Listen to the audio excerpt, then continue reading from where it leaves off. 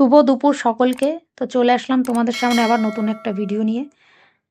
গিয়েছিলাম আমাদের গ্রামই, কিন্তু গ্রামের মধ্যে পাড়া ভাগ করা থাকে, তো আবার এটা হলো পশ্চিম পাড়া। পশ্চিম পাড়াতে প্রতি বছর এরকমই নামযজ্ঞ হয়।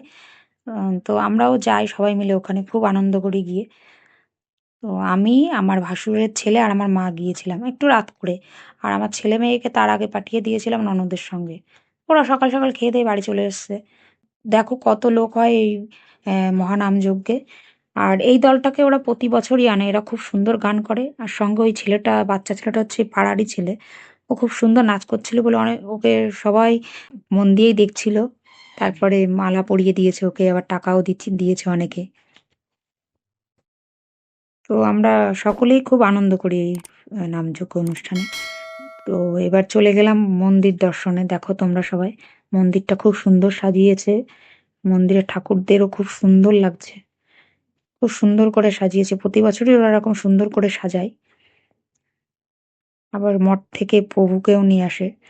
তো যাই হোক, এবার চলে যাচ্ছি যেখানে প্রসাদ বিতরণ করছে ওখানে।